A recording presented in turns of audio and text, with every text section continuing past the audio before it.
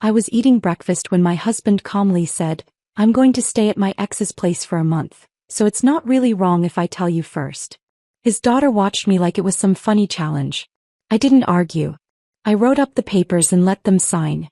A month later they came back begging me to undo it. My husband announced he was leaving me for a month to live with his ex-wife while I was eating breakfast. Not leaving me, he clarified, just taking a break. Being honest. Transparent. He said it like he deserved a medal for telling me to my face instead of sneaking around. His daughter watched me from across the kitchen, waiting for me to break down so she could capture it on her phone and post it for her friends. My son sat frozen, confused and scared. And I sat there with my spoon halfway to my mouth, yogurt dripping back into the bowl, and felt something inside me go completely cold and quiet. I didn't yell. I didn't cry. I just nodded slowly and said, "Okay, let me make a phone call." That phone call changed everything. But to understand why I reacted that way, why I didn't scream or beg or fall apart, you need to know who I was before that morning.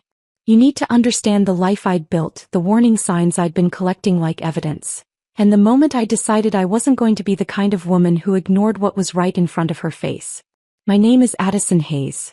I'm 37 years old and I work as an ICU nurse at a Level 2 trauma center in Charleston, South Carolina. Every single morning my alarm goes off at 5 a.m. in the dark. I roll out of bed, walk to our small kitchen in my pajamas, and brew strong coffee while the rest of the city sleeps.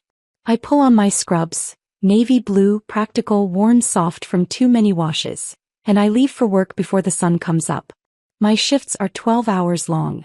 12 hours of running codes, lifting patients, charting vitals, holding the hands of people who are dying while their families sob in waiting rooms. I come home exhausted. My feet ache. My back is stiff. My hands smell like antiseptic no matter how many times I wash them. I never complain about it. This job pays our rent. It keeps the lights on in our 2-bedroom apartment. It puts food in the fridge and keeps my 15-year-old son Finn in decent clothes and school supplies. My husband Wyatt works in sales at a logistics company, mid-tier, nothing special. He's got charm though. The kind of easy, slick charm that makes people trust him right away. Smooth voice. Quick smile. Always knows exactly what to say to make a client feel important. He talks constantly about promotions that never come, about deals that are always just about to close, about how next quarter is going to be the big one.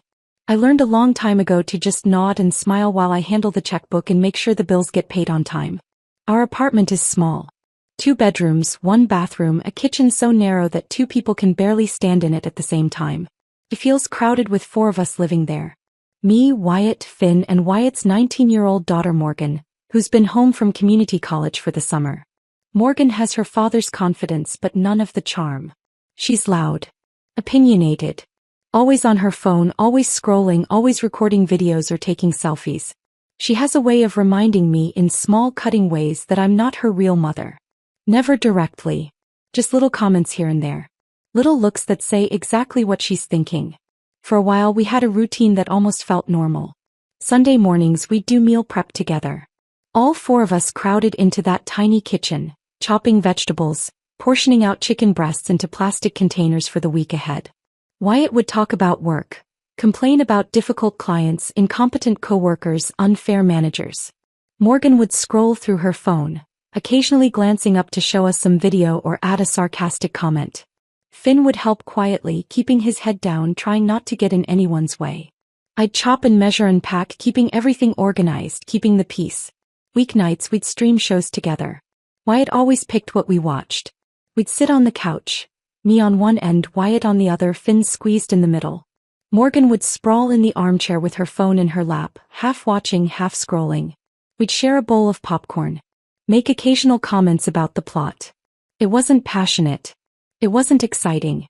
There were no deep conversations, no shared dreams, no moments where I looked at Wyatt and felt butterflies or connection or anything beyond mild companionship. But it was stable. Predictable. Safe. I convinced myself that was enough. I told myself blended families take work. Teenagers are difficult. Marriages go through seasons. This was just a quiet season. A stable season. Things would get better. Except about 8 months ago I started noticing things that didn't add up. It began with Wyatt's phone. He started angling the screen away from me whenever I walked past. Just a slight tilt, nothing dramatic, but enough that I couldn't see what he was looking at. Then he started keeping it face down on the counter, always on silent. He'd wake up before me in the mornings and I'd hear him in the bathroom typing quickly, deleting messages. When I asked who he was texting so early, he'd say it was work stuff. Client emails. Nothing important. Then came the late meetings. 2, sometimes 3 nights a week, he'd text me around 6 saying he had to stay late for a client pitch or a strategy session. He'd come home after 9 or 10, smelling faintly of perfume I didn't recognize. Expensive. Definitely not the cheap body spray I bought from the drugstore. He'd head straight for the shower even though he'd already showered that morning. When I asked how the meeting went, he'd give me vague, distracted answers. Fine. You know how clients are. Demanding. Morgan's behavior changed too. She started smirking when Wyatt left for these late meetings, like she knew something I didn't. She'd glance at me, then at her phone, then back at me, waiting for a reaction. I never gave her one. I just kept doing the dishes, folding the laundry, getting ready for my next shift. But I noticed. I always noticed. Dinner conversations became painfully one-sided. I tried to talk about my day, the patient who coded twice and somehow survived, the family member who screamed at me because we couldn't save their father, the bone-deep exhaustion that never really went away. Wyatt would scroll through his phone, making distracted, sounds. Finn would eat quietly, eyes down, sensing the tension but not knowing what to do about it. Morgan would laugh at something on her screen, completely disconnected from the rest of us. One night I tried to make a joke about it. Wyatt was on his phone again, smiling at something, and I said lightly, "What are you doing over there, running a secret spy operation?" I expected him to laugh it off. Instead, he looked up sharply, his expression hard, and snapped, "You're always looking for problems that don't exist, Addison." The sharpness in his voice startled me. Finn froze with his fork halfway to his mouth.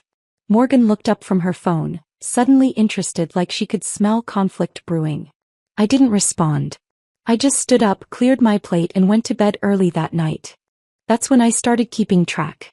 Not in writing, nothing he could find. Just mental notes. Dates. Times. Patterns.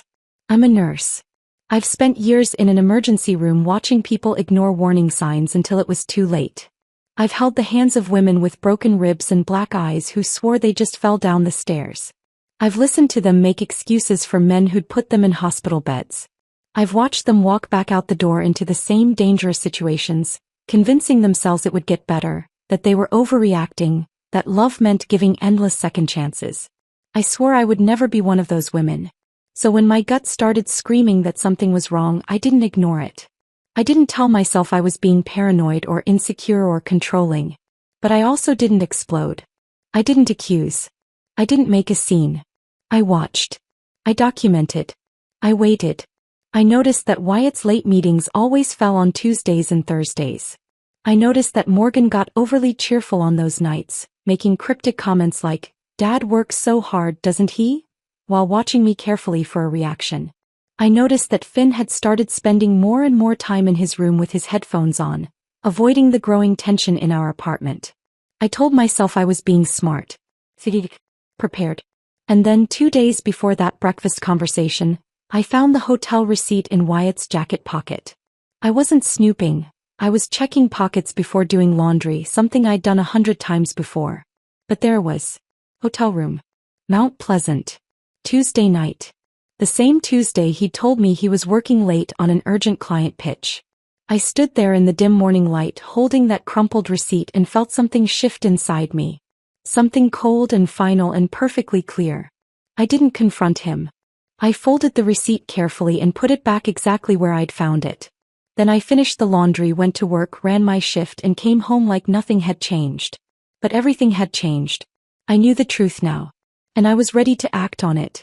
So when Wyatt sat down across from me 2 mornings later and told me he was moving in with his ex-wife for a month, when Morgan stood there with her phone pointed at me waiting for me to fall apart, I didn't give them the reaction they wanted. I gave them exactly what they asked for. I set my spoon down on the table. The sound of it hitting the bowl seemed louder than it should have been in the sudden silence. Wyatt sat across from me, cologne still hanging heavy in the air between us, waiting for my response. Morgan stood frozen by the counter, phone lowered slightly, like she'd been expecting fireworks and couldn't quite process the calm. Finn looked between us, headphones dangling around his neck, confusion written all over his young face. Let me make sure I understand this correctly, I said, keeping my voice level and measured.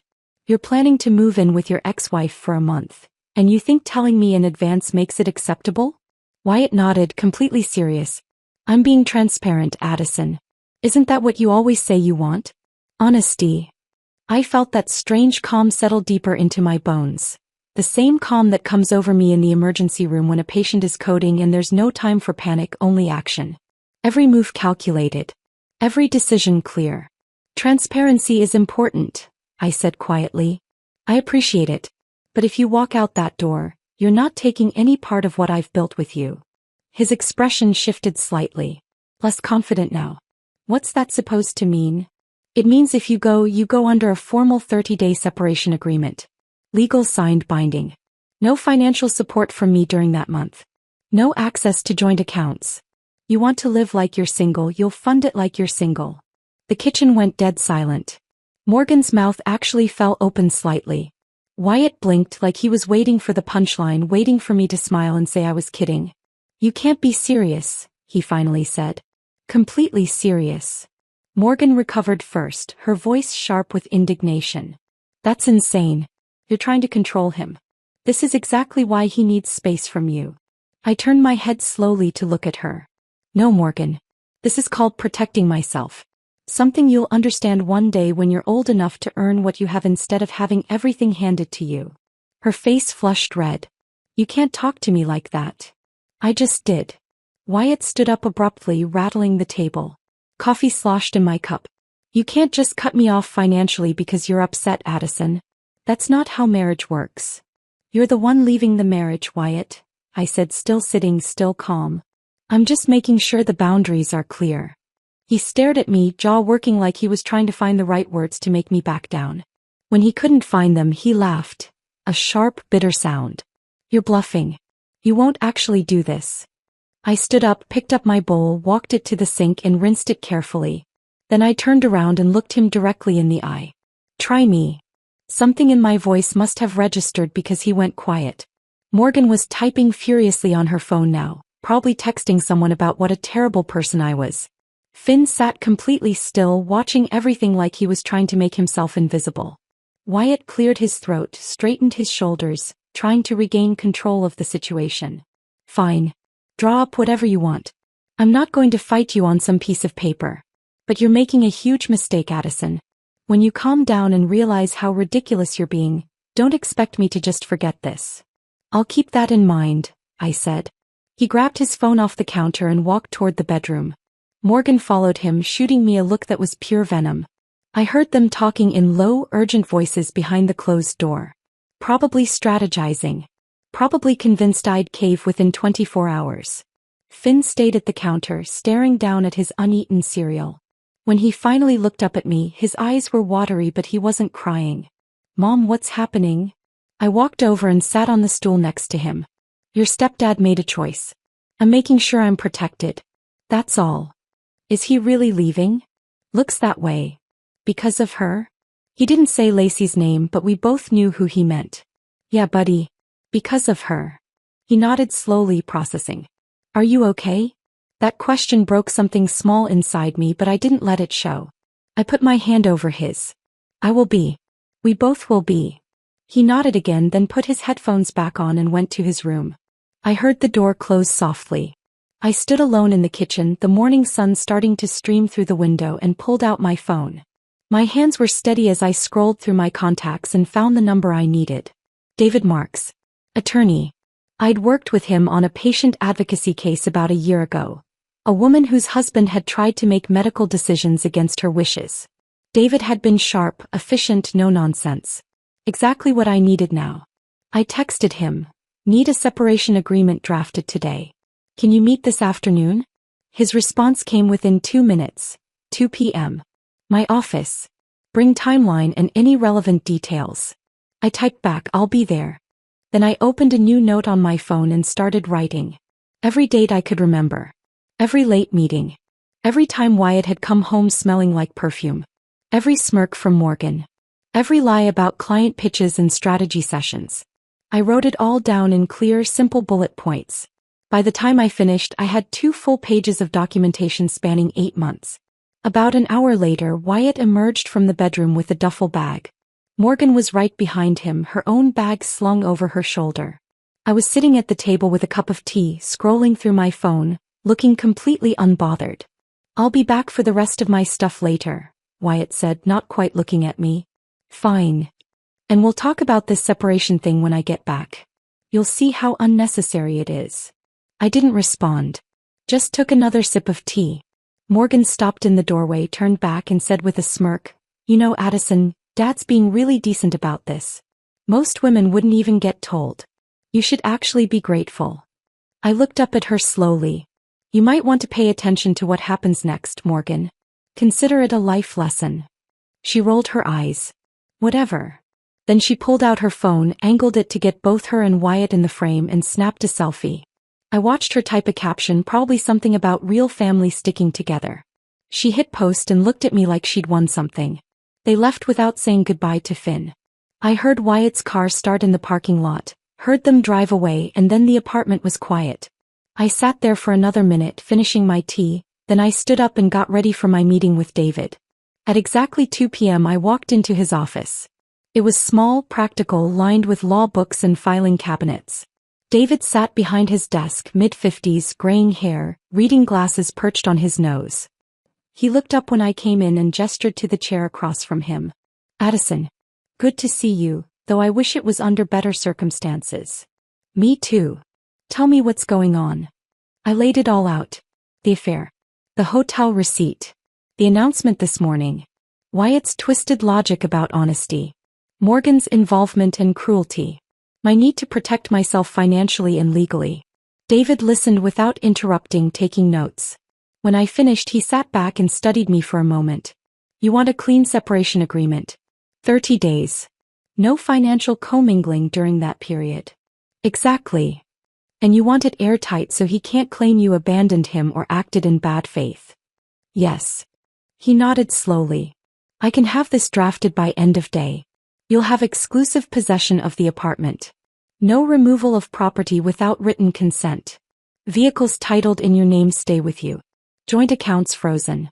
Each party responsible for their own expenses." "Perfect. Addison, I need to ask, are you sure about this? Once he signs, once you start enforcing these terms, there's no going back. This becomes the foundation for a divorce filing." I looked him straight in the eye. "I'm sure." He nodded once, pulled his laptop closer and started typing. "Then let's get this done." By 4:30, I had a printed, notarized separation agreement in a folder. Clean, clear, legally binding. I drove home, walked into the empty apartment and set the folder on the kitchen table. Then I texted Wyatt, "Agreement is ready. Come sign it whenever you want to pick up your things." His response came an hour later. "You're really doing this?" I typed back, "You said you weren't going to fight me on it." 3 dots appeared, then disappeared, then appeared again. Finally, "Fine. I'll come by tomorrow morning." I set my phone down and looked around the apartment. It felt different already. Lighter somehow. Like something heavy had been lifted off the walls. I made dinner for Finn and me. We ate quietly, then watched a movie together on the couch. He didn't ask questions. Just sat close to me and I put my arm around his shoulders. That night I slept better than I had in months.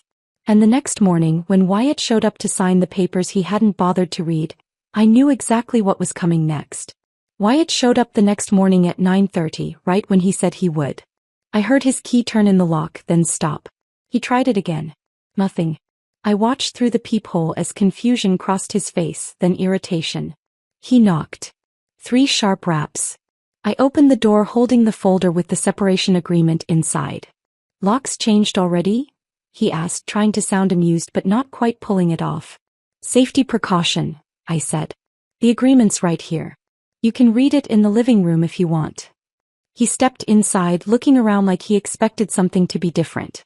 Everything looked exactly the same. Same couch, same coffee table, same framed photo of Finn from last year's school picture on the side table. Wyatt picked up the folder, flipped it open and scanned the first page. "This is excessive, Addison. It's protective." He laughed, but it sounded forced. "You actually got a lawyer to draft this? How much did that cost? My money. My decision. He shook his head, flipping through the pages without really reading them. I could tell by how fast his eyes moved. He wasn't absorbing a single word. Just performing the action of reading so he could say he'd looked at it. Morgan appeared in the doorway then, phone already in her hand. She must have been waiting in the car. Is this going to take long? Mom's expecting us. Wyatt waved her off. Give me a minute. She rolled her eyes but stayed in the doorway, phone angled toward us. Recording probably. Or at least ready to. Wyatt sat down on the couch, pulled a pen from his pocket and started signing. Bottom of page 1. Page 2. Page 3. He didn't ask a single question. Didn't pause to read any clauses about financial separation or property rights or the 30-day timeline. Just signed his name in quick, careless strokes like he was signing a receipt at a restaurant. When he finished, he tossed the folder onto the coffee table and stood up. Happy now? Very, I said. He stared at me for a moment like he was waiting for something. Tears maybe. Bigger. Some kind of emotional reaction that would prove I was falling apart without him. When I didn't give him anything, he shook his head. You'll regret this, he said quietly. When you calm down and realize how irrational you're being, don't expect me to just forget it. Noted, I said. Morgan stepped further into the room, filming openly now. This is honestly sad, Addison. You're punishing Dad for being honest with you. That's toxic. I looked directly at her, directly at the camera. Everything in that agreement is legal and fair. Your father signed it willingly. If there's a problem with it later, that's on him for not reading what he signed. She lowered the phone slightly, caught off guard by how calm I sounded. Wyatt grabbed his duffel bag from where he'd left it by the door the night before. I'll be back for the rest of my things in a few days. You'll need to schedule that with me in writing, I said. Per the agreement. He stopped, turned back. You're serious? Completely. He muttered something under his breath, then walked out. Morgan followed, but not before turning back to say, You're going to be so lonely. I closed the door behind them, locked it and leaned against it for just a moment. Then I picked up the signed agreement, scanned every page and emailed copies to David and to myself. Binding. Done. The next 48 hours moved like a carefully choreographed operation. First, the car. Wyatt had been driving a sedan that was titled solely in my name. I'd bought it 2 years ago when his previous car died, put the title in my name because his credit was a mess, and he'd been making promises about paying me back ever since. Promises that never materialized. I called the lender, explained the situation, provided proof of ownership and the separation agreement, and authorized them to repossess the vehicle. They found it parked outside Lacey's townhouse in Mount Pleasant and towed it that same afternoon. Next, the bank. I took a personal day from work and went to our credit union first thing in the morning. The teller recognized me. I'd been banking there for 6 years. I showed her the separation agreement and asked to close the joint checking account. She walked me through the process, professional and efficient. I withdrew everything except exactly $200, which I transferred into a new account under Wyatt's name alone. That way he couldn't claim I'd left him with nothing, couldn't accuse me of financial abandonment. The remaining funds, just over $4,000 that I'd deposited from my own paychecks over the past few months, went into my private account. Then I called our cell phone carrier. Wyatt's line was under my family plan, something I'd set up years ago to save money. I explained that I needed to remove a line due to separation, provided my account information, and had his service disconnected within 10 minutes. Clean. Simple. Legal. Back at the apartment, I called a locksmith. He arrived within an hour, changed both locks and gave me 3 new keys. I kept 2 and gave 1 to Finn. Then I logged into our building's security system and updated the access codes for the front entrance and the parking garage. Every action was documented. Every step was legal. Every decision was irreversible. That evening I met with David again. He'd already started drafting the divorce complaint. You're moving fast, he observed, not disapprovingly. No reason to wait, I said. Fault-based grounds. Adultery. You're sure you want to go that route? It can get messy. I have evidence. He raised an eyebrow. How much evidence? Enough. I didn't tell him about Sienna yet.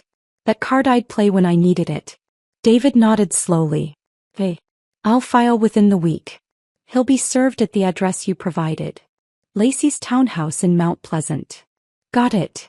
He made a note. Addison, you should prepare yourself. Once he's served, once he realizes you're serious, things might get ugly. He might show up. He might make threats. I'm prepared. He studied me for a moment. Yeah. I believe you are. I left his office as the sun was setting, drove home through evening traffic and felt nothing but clarity. When I got home, Finn was making himself a sandwich in the kitchen. He looked up when I came in. Hey, Mom. Hey, buddy. How was your day? Fine. Quiet. He paused, then asked carefully, Is Wyatt coming back? Not to live here, no. He nodded, processing that. Good. That one word surprised me. Good. Yeah. He took a bite of his sandwich, chewed, swallowed. I don't know. He wasn't nice to you. I noticed. Something in my chest tightened. You don't have to worry about that anymore. I know. He gave me a small smile. You're handling it. I am. He went back to his room and I stood alone in the kitchen, feeling that same sense of lightness I'd felt the night before. Like I'd been carrying a weight I didn't even realize was there until it was gone. 3 days later, the final piece fell into place. My phone buzzed with an email from Sienna Vaughn. Subject line: Final documentation package. I opened it on my laptop. The attachment was a compressed file containing dozens of photos, time-stamped and geotagged. Wyatt and Lacey at a wine bar on Meeting Street. At a hotel parking lot near the Ashley River. Sitting together in her car outside a restaurant. And the one that mattered most, Wyatt's car, the one I'd since had repossessed, parked outside Lacey's townhouse at 11 p.m. on a Tuesday. Timestamp showed he didn't leave until 3 a.m. There were also screenshots. Text messages between Wyatt and Lacey. Nothing explicit but enough. Can't wait to see you tonight. She doesn't suspect anything. This is worth the risk. And then the messages that made my stomach turn. A group chat. Wyatt, Lacey and Morgan. Morgan sending updates. She just left for work. You're clear. She's working a double tomorrow. You'll have all day. And the one that hurt most, even though I'd been expecting it, she's so clueless. This is almost too easy. Morgan wasn't just aware. She was coordinating. She was facilitating. She was enjoying it. I saved everything to 3 separate flash drives. Uploaded copies to a secure cloud account with password protection. Then I forwarded the entire packet to David with a simple message. Evidence attached. Use as needed. His response came within minutes. This is more than enough. Filing tomorrow. I closed my laptop and sat in the quiet apartment. No anger. No tears. Just the grim satisfaction of being right. Of being prepared. Of having made the right choice. That night I slept deeply and dreamlessly. And when Wyatt's first frantic voicemail came 2 days later, his voice panicked, confused, demanding to know what I'd done to the bank accounts, I listened to it once, saved it as evidence and deleted it. Then I blocked his number and went back to work. The first call came on day 4. I was at work, in the middle of starting in 4 on a patient in bed 3, when my phone buzzed in my scrubs pocket. I ignored it. It buzzed again. And again. By the time I finished with the patient and checked my phone, I had 7 missed calls from numbers I didn't recognize. I waited until my break, went to the staff lounge, poured myself burnt coffee from the pot that had been sitting there since morning shift, and listened to the voicemails. The first one was Wyatt. His voice was tight, controlled, but I could hear the edge underneath. Addison, my card got declined at the gas station. I need you to call me back. This is ridiculous. The second one, an hour later, less controlled. Addison, what did you do to the accounts? My card's being declined everywhere. Call me back. Now. The third one, Morgan's voice, sharp and nasty. You're pathetic, Addison. You think cutting off his money makes you look strong? You're just proving why he left. Grow up. I saved each voicemail, added the numbers to my blocked list and went back to work. The calls kept coming from new numbers. Wyatt must have been borrowing phones. Lacey's, Morgan's, maybe random people at whatever store he was trying to buy something at. Each message grew more frantic, more desperate, more angry. You can't just cut me off. I have bills. This is illegal. You're committing financial abuse. I talked to someone and they said, this is insane. You're insane. I listened to each one once, saved them all to a folder on my phone labeled Evidence, and blocked every new number. After the 10th call, I sent one text to the most recent number. You asked for separation. This is what you signed. See you in court. Then I blocked that number too and turned off notifications. At home that evening, Finn was doing homework at the kitchen table when I walked in. He looked up, saw my face and asked quietly, "Wyatt?" "Yeah." "He keeps calling?" "Not anymore." Finn nodded and went back to his math problems. The kid was 15 but sometimes felt older than that. He'd been watching everything, taking it all in, saying nothing. I appreciated that more than I could tell him. By day 6, Morgan took the battle public. A coworker pulled me aside during shift change. Rachel, one of the ICU nurses I'd worked with for 3 years. She looked uncomfortable. "Hey, I saw something on Instagram. Is everything okay?" I kept my face neutral. "What did you see?" She pulled out her phone, opened the app and showed me Morgan's account. A video of her sitting in what looked like Lacey's living room, eyes red, makeup smudged, talking directly to the camera. "Some people show you who they really are when things get hard," she was saying, voice shaking with manufactured emotion. "My dad was just trying to be honest, trying to communicate, and his wife punished him for it. She took everything. Cut him off. Left him with nothing. And for what? Because he needed space. Because he was going through something." The comment section was flooded. Heart emojis. Crying faces. "You're so strong. Some people are just cruel. Your dad deserves better." I handed the phone back to Rachel. "It's handled. Are you sure? Because if you need..." "I'm sure. But thanks." She squeezed my arm and let it drop. Over the next few days, Morgan posted more Instagram stories with captions like, "When someone shows their true colors," over a black screen. Selfies with Wyatt, both of them looking sad and wounded, captioned, "Real family sticks together." A video of her crying, actual tears this time, or at least convincing ones, talking about how I'd destroyed their family, how I was controlling and manipulative, how all her dad wanted was honesty and communication. Her friends ate it up. The comments filled with support for her, condemnation for me. A few people I vaguely knew from Wyatt's work circles even chimed in, calling me heartless, a gold digger, a narcissist. I didn't respond. Didn't comment. Didn't even look at the posts after that first one Rachel showed me. Let her perform for her audience. Let her paint me as the villain. The truth had a way of coming out eventually, and when it did, no amount of crying videos would save her. 2 of my other coworkers asked me about it over the next week. Both times I said the same thing: "It's being handled legally. I'm fine." And both times they nodded and dropped it. Day 11. 10 p.m. I was sitting at the kitchen table charting patient notes, documentation I'd brought home because I'd been too busy during my shift to finish it. Finn was in his room with his door closed, music playing softly. The apartment was quiet, peaceful. Then someone started pounding on the door. Not knocking. Pounding. Fist against wood, hard enough to rattle the frame. "Addison." Wyatt's voice, loud and angry, echoing in the hallway. "Open this door." I froze for half a second, then stood up slowly. Walked to the door. Looked through the peephole. Wyatt's face was red, twisted with rage. His fist came down on the door again. Bang. Bang. Bang. "You have no legal right to lock me out of my own home. Open this door right now." I pulled out my phone, opened the camera and started recording through the peephole. His face filled the frame, distorted by the fisheye lens. Spit flying as he yelled. Fist hammering. "I know you're in there, Addison. You can't hide from me. You think you can just steal everything and get away with it." Down the hall, I saw Mrs. Chin from 4C peek her head out of her apartment, eyes wide. Mr. Okafor from 4A opened his door halfway, phone already in his hand. I kept recording and called building security with my other hand. "This is Addison Hayes in 4B. There's a man pounding on my door, yelling, refusing to leave. I need security up here now." The dispatcher said they were on their way. Wyatt kept pounding. "This is abuse. Financial abuse. You can't just cut me off and lock me out. I have rights."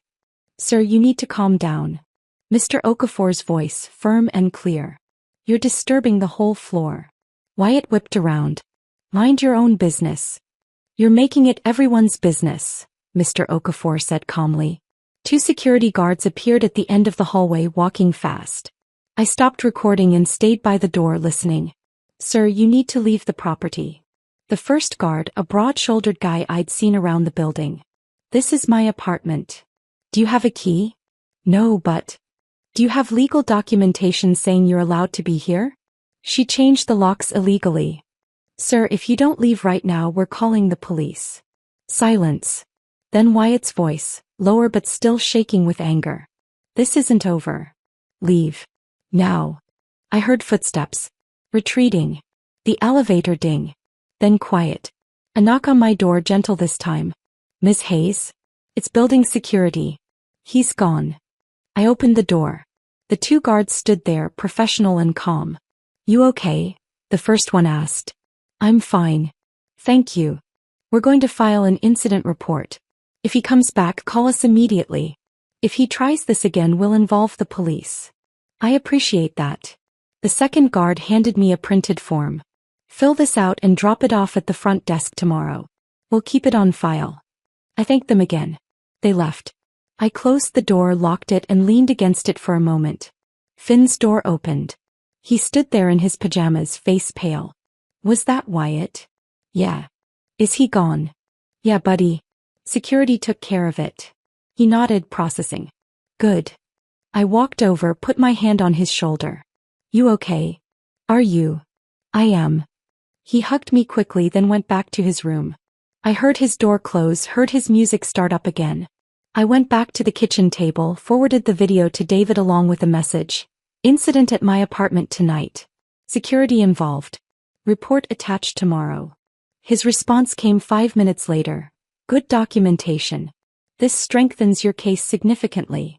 I set my phone down and finished my charting. The next evening, Finn came into the kitchen while I was chopping vegetables for stir-fry. He sat at the table watching me for a moment before speaking. "Mom, I know what's happening." I looked at him. Waited. "I know Wyatt cheated on you.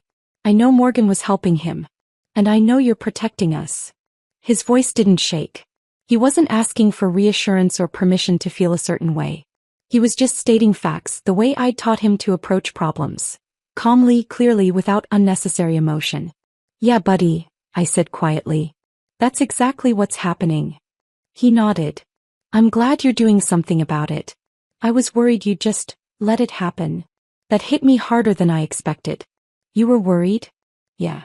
I've seen you let him get away with stuff before. Little stuff. But it added up." I set the knife down. "I'm not letting anything slide anymore." "I know." He stood up, walked over and hugged me. Brief but solid. Then he pulled back and said, "I'm proud of you, Mom." I felt something crack open in my chest. Not breaking. Opening. Letting light in. "Thanks, Finn." He nodded once, grabbed an apple from the counter and went back to his room. I stood there in the kitchen, knife in hand, vegetables half chopped, and let myself feel it. The weight of doing the right thing. The cost of protecting what mattered. The quiet, steady knowledge that I wasn't alone in this. Then I finished making dinner and we ate together in comfortable silence. The following week I scheduled the movers. I'd been planning this since the day Wyatt signed the separation agreement. My grandmother's mahogany dining set, the one she'd left me in her will, the one I'd refinished myself over 3 weekends before Wyatt and I even met. The bedroom furniture I'd saved for 2 years to buy, back when I was still in my first apartment after nursing school. My home office desk and chair, the filing cabinet, the bookshelf I'd assembled alone because Wyatt said he didn't have time. All of it mine. Purchased before the marriage. Documented with receipts I'd kept in a folder for exactly this reason. I called a moving company, explained the situation, and asked for their earliest available slot. They said Thursday at 8 a.m. I gave them a detailed inventory list, attached scanned copies of every receipt, and confirmed twice that they understood this might get confrontational.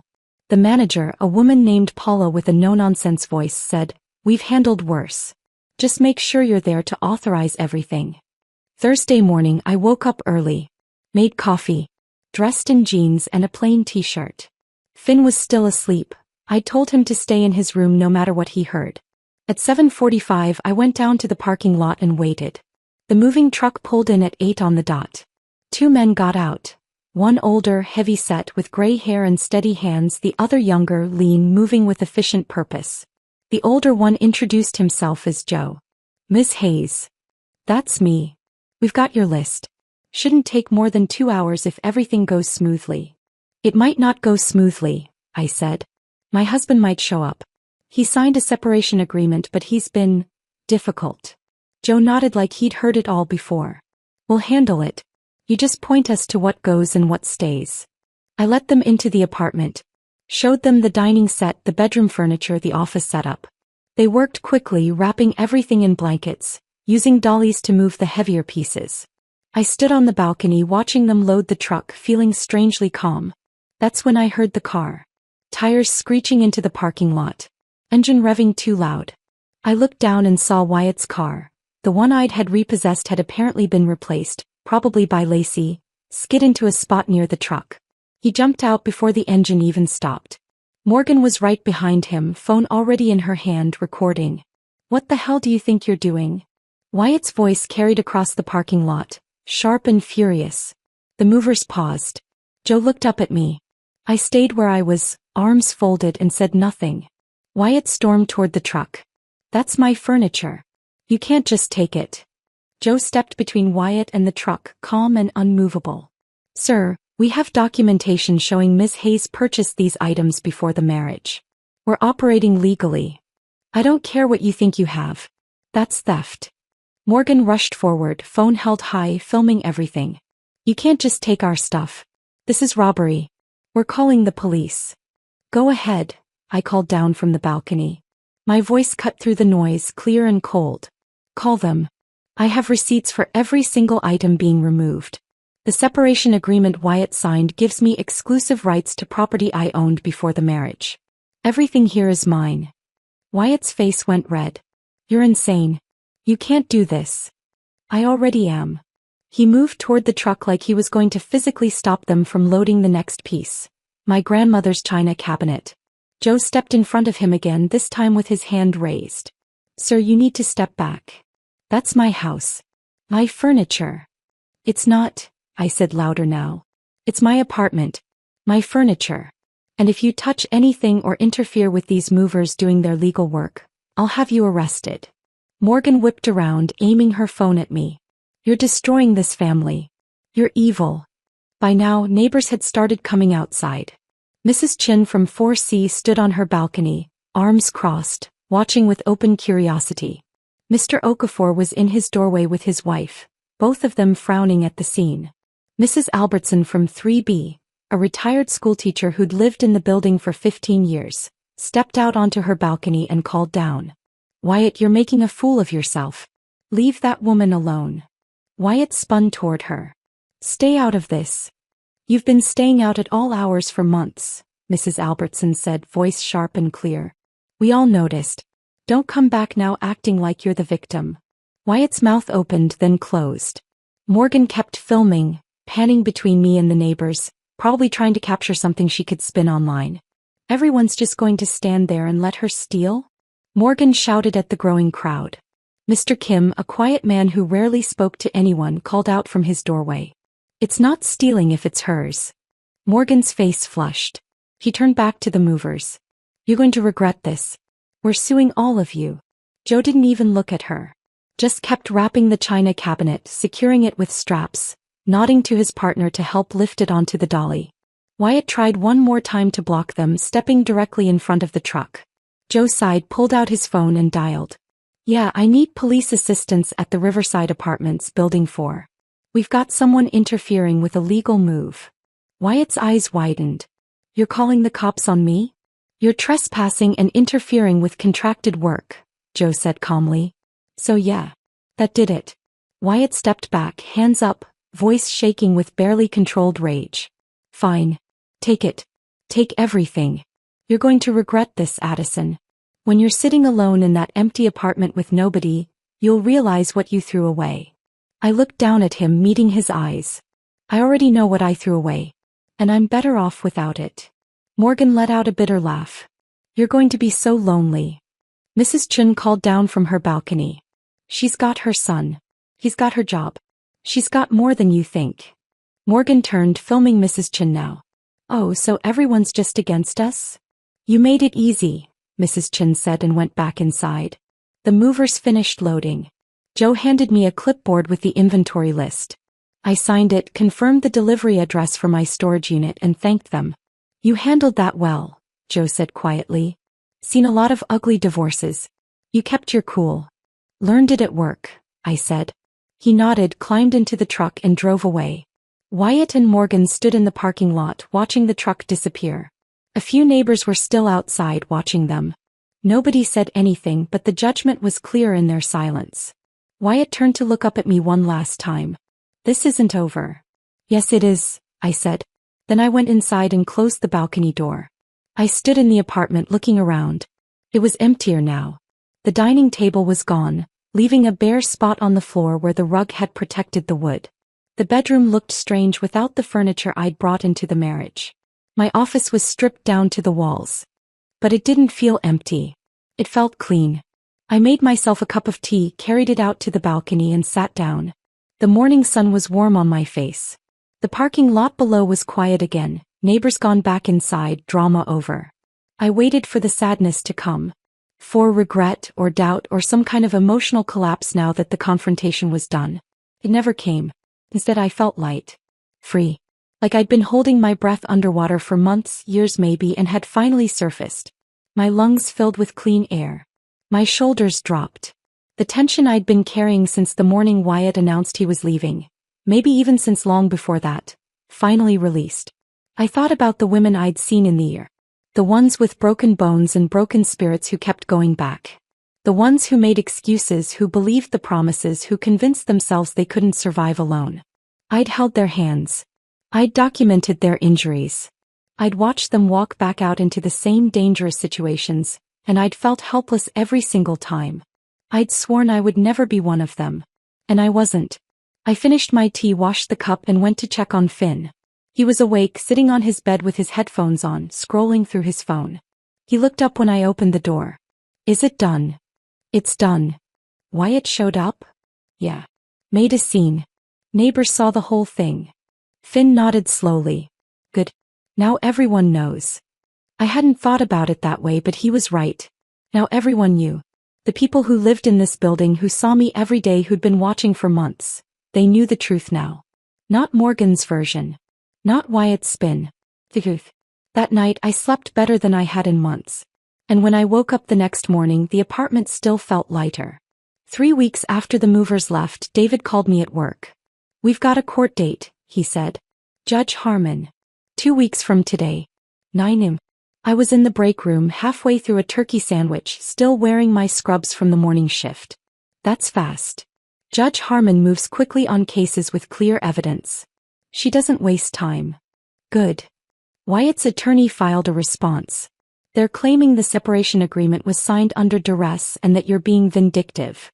I almost laughed. Duress. He signed it without even reading it. I know.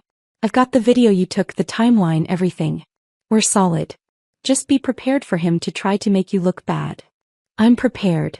2 weeks later, Finn stayed home from school. I'd arranged it with his teachers ahead of time, told them I had a family matter to handle. He didn't ask to come to the courthouse, and I didn't offer. Some things kids don't need to see. I dressed carefully that morning. Black slacks, white blouse, minimal jewelry. Professional. Comb. I pulled my hair back into a neat bun the same way I wore it at work and drove to the Charleston County Family Court building downtown. David met me outside. He was wearing a gray suit, carrying a leather briefcase, looking every bit the competent attorney he was. Ready? He asked. Ready. We walked inside together. The courthouse smelled like old wood and industrial cleaner. Our footsteps echoed on the tile floors. We took the elevator to the 3rd floor, walked down a hallway lined with wooden benches, and found courtroom 3C. The courtroom was smaller than I expected. Fluorescent lights hummed overhead, casting everything in a flat, colorless glow. Wooden benches worn smooth from years of people sitting through the worst days of their lives. A South Carolina state flag hung next to the American flag behind the judge's bench. Everything felt heavy and formal and final. Wyatt was already there, sitting at the table on the left side of the room. His attorney sat next to him. A young guy, maybe late 20s, with a suit that didn't quite fit right and a nervous energy that showed in the way he kept shuffling papers. Wyatt looked thinner than I remembered. Tired. His shirt was wrinkled. He didn't look at me when I walked in. Morgan sat in the gallery behind him, arms crossed, glaring at me with pure venom. She dressed up for this. Blouse, skirt, makeup carefully applied. Playing the role of the wrong daughter. David and I sat at the table on the right. He arranged his files neatly in front of him, pulled out a legal pad and waited. At 9:05 the bailiff called out, "All rise." We stood. The judge entered from a side door. An older woman, probably mid-60s, with sharp gray eyes and silver hair pulled back in a tight bun that reminded me of the nurses I'd trained under years ago. No nonsense. Direct. She wore black robes and carried herself with the kind of authority that made the room go completely silent. "Be seated," she said, settling into her chair behind the bench. The bailiff announced the case. Hayes versus Brennan. Dissolution of marriage. Judge Harmon opened the file in front of her. She didn't rush. She read through the separation agreement first, running her finger down the pages, occasionally making notes in the margin. Then she moved to Sienna's documentation packet. The photos, the timestamps, the text messages. Then the security incident report from the night Wyatt showed up pounding on my door. Then the text message records David had submitted. The silence stretched. Wyatt shifted in his seat. His attorney kept glancing at him, then at the judge, then back at his notes. Morgan leaned forward, phone in her lap, probably wanting to record but not quite bold enough to try it in a courtroom. Finally, Judge Harmon looked up. She removed her reading glasses and set them on the bench. "Mr. Brennan," she said, her voice clear and direct. "Stand up, please." Wyatt stood. His attorney stood with him. "I've reviewed the evidence submitted by both parties," the judge continued. "And I want to be very clear about what I see here. This is textbook adultery with clear documentary evidence. You signed a separation agreement on," she glanced down, "the 16th of last month that explicitly outlined financial and property terms. You signed it willingly, without coercion, in the presence of your daughter who can verify you were not under duress." Wyatt opened his mouth. His attorney put a hand on his arm. Judge Harmon wasn't finished. "You then violated the marital contract through documented infidelity. I have photographs, text messages, and third-party testimony confirming an ongoing affair with your ex-wife. You also showed up at Ms. Hayes's residence in violation of the separation agreement, creating a disturbance that required security intervention." She paused, letting each word land with weight. "Ms. Hayes is granted the divorce. You forfeit all claims to spousal support and any joint property acquired during the marriage. The separation agreement you signed is incorporated into this final order. The terms are binding and enforceable. Do you understand?" Wyatt's face had gone pale. "Your Honor, Do you understand, Mr. Brennan?" His attorney whispered something. Wyatt swallowed hard. "Yes." "Good. We're done here." Judge Harmon banged her gavel once. Final. The sound echoed in the small courtroom. "Court is adjourned." She stood, gathered her files, and disappeared through the side door. For a moment nobody moved. Then Wyatt sank back into his chair, staring at the table in front of him like he couldn't quite process what had just happened. His attorney packed up his briefcase quickly, murmured something about filing options and left. David turned to me. "That's it. You're divorced. Clean break. Everything you wanted." I nodded. I felt calm. Clear. Like a chapter had closed and I could finally move forward without looking back. Wyatt was still sitting at his table when I walked past. I didn't stop. Didn't say anything. Just kept walking. Morgan caught up to me in the hallway outside the courtroom. "You happy now?" she hissed. "You destroyed him." I stopped, turned to face her. "I didn't destroy him, Morgan. He destroyed himself. I just stopped cleaning up the mess." She opened her mouth to respond, but I was already walking away. David and I took the elevator down in silence. Outside, the morning sun was bright and warm. Charleston in late spring, everything green and alive. In the parking lot, Wyatt appeared again.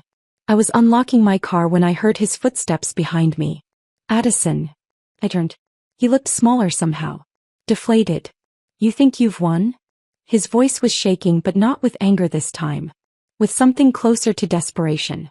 "This isn't over. You'll regret this." I looked at him, really looked at him, for the first time in weeks. And I felt nothing. No anger. No sadness. No regret.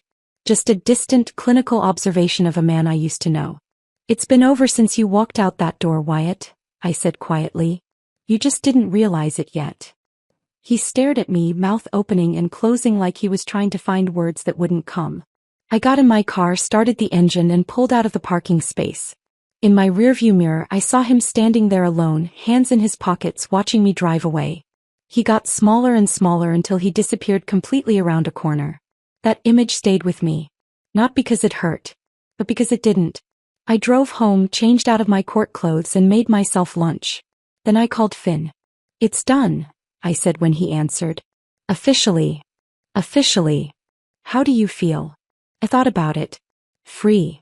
He was quiet for a moment. Then, good. You deserve that. Over the next few weeks, word filtered back through mutual acquaintances. Sarah, a co-worker who'd stayed friendly with one of Wyatt's colleagues, pulled me aside one afternoon. I heard things aren't going well for Wyatt, she said carefully. I haven't been keeping track. He's living with Lacey and Morgan in her townhouse. I nodded, didn't say anything. Apparently it's not going well. Neighbors have complained about screaming. Police were called twice last week. That's unfortunate. Sarah studied my face. You really don't care, do you? I cared for 4 years, I said. That was enough. Another friend mentioned that Morgan had posted a long rant on social media about how hard her life had become, then deleted it an hour later. Someone else said Lacey had kicked Wyatt out once already, then let him back in after he begged. I listened to it all with the same detached interest I'd give to a patient's family drama in the ear. Sympathy for the situation but no personal investment. Their choices. Their consequences. I'd chosen differently, and I was living with the peace that choice had given me. That was enough. 2 months after the divorce finalized, I got the call I'd been waiting for. My supervisor at the hospital, Karen, asked me to come to her office after my shift. I thought maybe I'd made a mistake on some paperwork, or a patient had complained or something needed fixing. Instead, she closed the door, gestured for me to sit and smiled. We're creating a new nurse manager position for the ICU, she said.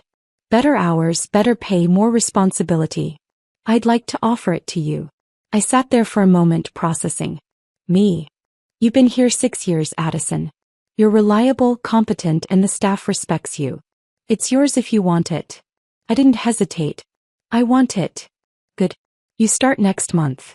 Congratulations. I walked out of that office feeling lighter than I had in years. The raise was significant. Enough that Finn and I could move somewhere better. Somewhere that felt like a fresh start instead of a space haunted by everything that had happened. That weekend we went apartment hunting. Found a 2-bedroom in West Ashley with higher ceilings, better light, hardwood floors that didn't creak, and a small balcony overlooking a park.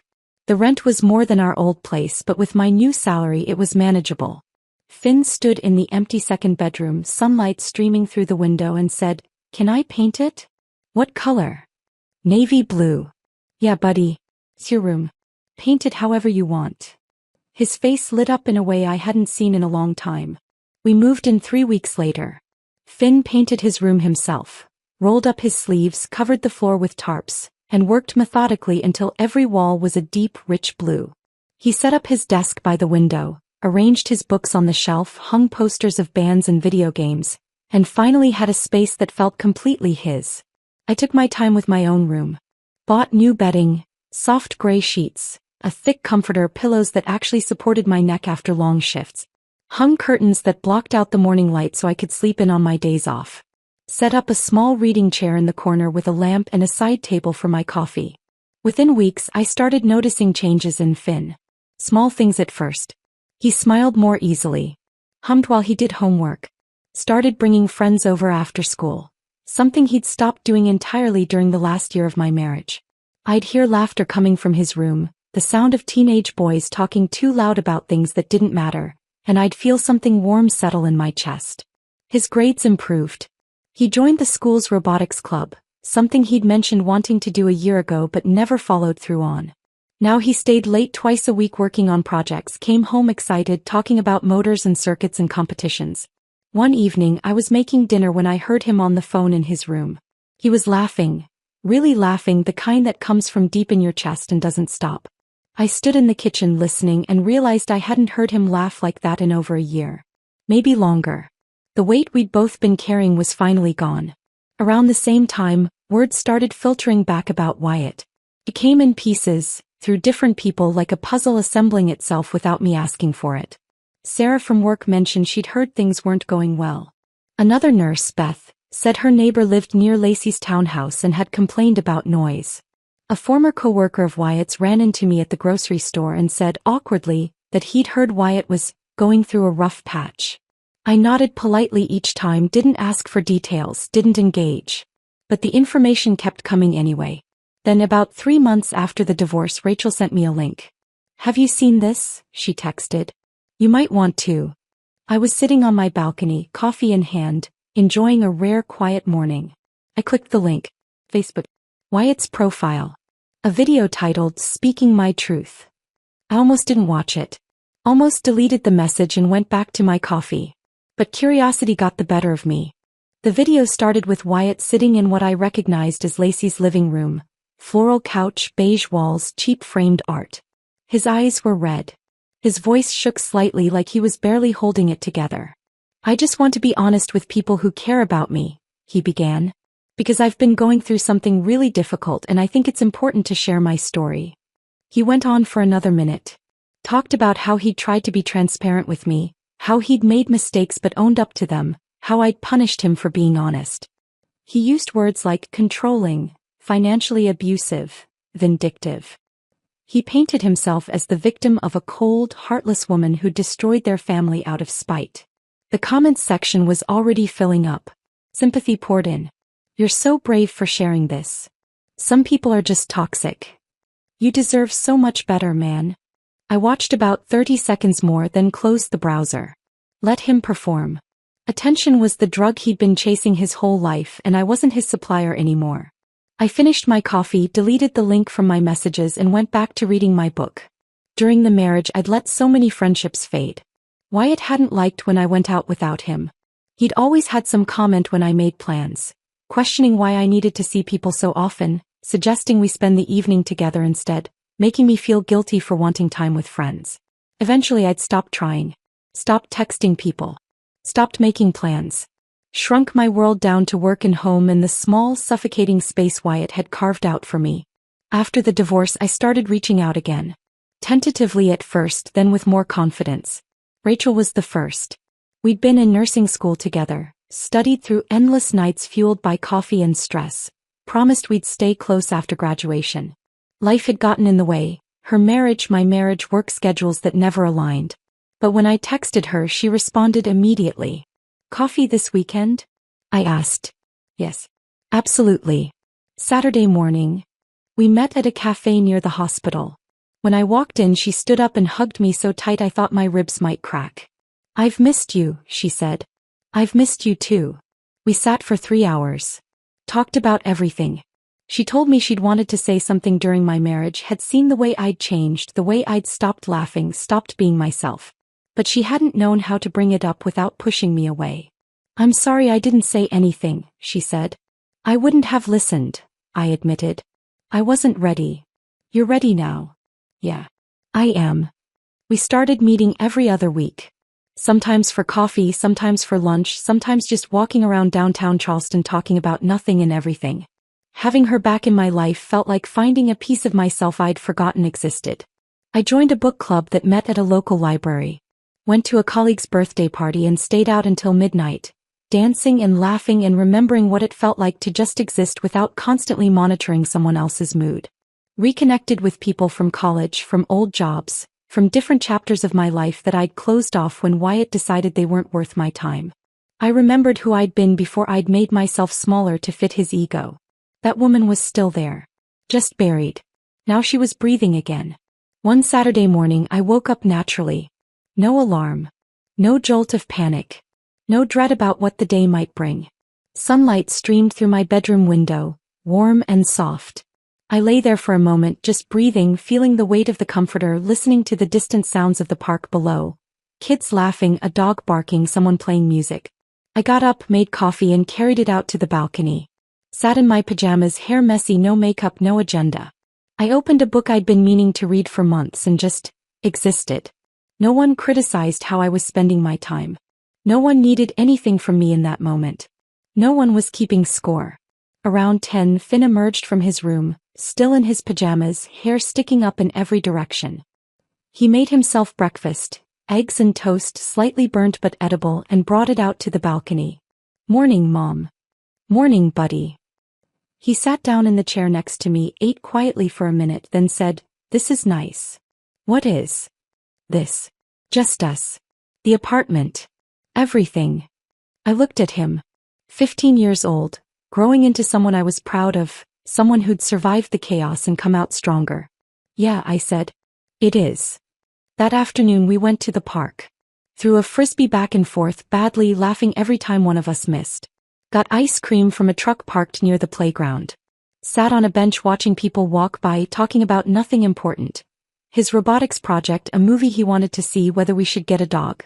These small, ordinary moments became proof. Proof that I'd made the right choice. Proof that peace wasn't something you stumbled into. It was something you fought for, protected, earned. And I'd earned this. That evening I stood on the balcony watching the sun set over the park, and for the first time in years, I felt completely, entirely at peace. 4 months after the divorce, my phone rang on a Tuesday evening. I was sitting on the balcony, feet up on the railing, watching the sun sink below the trees in the park. Finn was inside doing homework, music playing softly from his room. The air was warm, carrying the smell of someone grilling nearby. I had a glass of iced tea sweating on the table beside me and a book open in my lap. Unknown number. I almost let it go to voicemail. I'd gotten good at ignoring unknown numbers. They were usually spam or occasionally Wyatt calling from yet another borrowed phone that I'd block within minutes. But something made me answer this time. Maybe intuition. Maybe curiosity. "Hello." Silence on the other end. Then a breath. Then a voice I recognized but barely. "Addison." "Morgan." But not the Morgan I'd last heard. Loud, confident, dripping with contempt. This voice was small. Shaking. Stripped of every ounce of arrogance. I didn't know who else to call. I stayed silent. Waited. She took a shaky breath. "Mom kicked Dad out. For good this time. He's been staying in his car for the past week. I got fired from my job because I kept missing shifts and showing up late. And Her voice cracked. "I'm pregnant. The guy won't return my calls. He blocked me. I don't have anyone else." I looked out at the park. A couple walked by holding hands. A dog chased a tennis ball across the grass. "Please, Addison." Morgan's voice was breaking now, words coming fast and desperate. "I know I was awful to you. I know I don't deserve help. But you're the only one who ever actually took care of things. You always knew what to do. Can you please help me? Can you undo the divorce so Dad can get back on his feet and maybe he can help me and we can—" "Morgan," I said quietly, cutting her off. She went silent. I leaned back in my chair, still looking out at the park. My voice was calm, clinical, the same tone I used in the ER when gathering patient history from someone in crisis. "Where's your father right now?" Silence. Then, in a whisper, "Living in a motel off Highway 17. Near the truck stop. He can't help me. He can barely help himself." "Where's your mother?" Another pause, longer this time. "She said I made my choices and I need to live with them. He kicked us both out last week. Said she was done cleaning up our messes." I absorbed that. Lacey, who Morgan had defended so fiercely, who was supposed to be the loving mother Wyatt had returned to, had thrown them both out. "What about your friends?" "They're tired of hearing about it. They said I need to figure it out on my own." Morgan was crying now. Not the performative crying from her social media videos. Real crying. The kind that comes from realizing you've burned every bridge and there's no way back across the water. "Please, Addison. I'm begging you. I know I was horrible. I know I helped Dad cheat. I know I mocked you and posted things and made everything worse. But you always fix things. Can't you just help me one more time?" I took a breath. Considered my words carefully. Morgan listened to me. She went quiet, breathing hard through her tears. "I'm not happy you're hurting. I don't take pleasure in your suffering. I genuinely hope you find a way through this. Then help me. Please. But when you and your father decided I wasn't part of your family, I believed you. I rebuilt my life without you in it and I'm staying in that life. Addison. Every choice has consequences," I continued, my voice steady. The disrespect, the mockery, the public humiliation, helping your father cheat, filming me to post online. Those were your choices. The signed papers, the legal separation, the divorce, the loss of financial support. Those were the consequences. You need to understand that actions have weight. And you're feeling that weight now. I was stupid. I was 19 and stupid. You were old enough to know better. She sobbed openly now. So you won't help me at all? I can't, Morgan. Not because I hate you, but because you need to learn what your choices cost. And because I need to protect the peace I fought for. My voice wasn't cruel. It wasn't vengeful. It was just honest. I worked 12-hour shifts to keep your father fed and housed. I paid the bills he ignored. I gave you a place to live rent-free while you were home from college. And you thanked me by helping him cheat, mocking me online, and treating me like I was nothing. I paused. I'm not angry anymore, Morgan. But I'm also not going back. I can't fix this for you. You're going to have to fix it yourself. Silence stretched between us. I could hear her crying, could hear traffic in the background on her end. She was probably calling from outside somewhere. Finally, she whispered, "Okay. There are resources," I said softer now. "If you need help with the pregnancy, there are clinics, community centers, social services. I'm not leaving you with nothing, Morgan. I'm just not going to be the one who saves you. I understand. Good luck." She hung up without another word. I sat there holding the phone, looking out at the park as the last light faded from the sky. I waited for guilt to come, for regret, for some voice in my head to tell me I should have helped, should have been the bigger person, should have extended grace. It never came. Instead, I felt sad, genuinely sad that a 19-year-old girl was going through something so hard. But I also felt clear, certain. I'd made the right choice. I stood up, went inside, and found Finn at the kitchen table doing calculus homework, pencil tapping against the paper as he worked through a problem. "Everything okay?" he asked without looking up. "Yeah, buddy. Everything's fine." He nodded, went back to his work. The next morning I woke up early. The apartment was quiet, light just starting to filter through the curtains.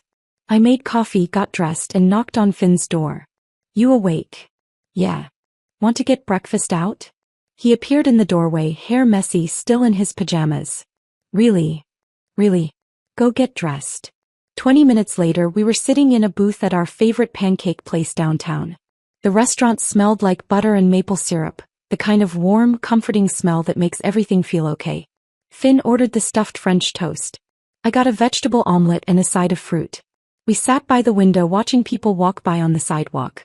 Tourists with cameras. Locals in running gear.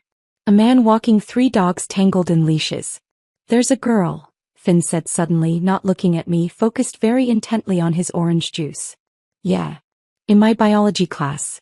Her name's Emma." I smiled. "Emma sounds nice." "She is. She's really smart. She wants to be a marine biologist." "Are you going to ask her out?" His face flushed red. "Maybe. I don't know. Probably not." "You should." He glanced at me. Really? Worst she can say is no."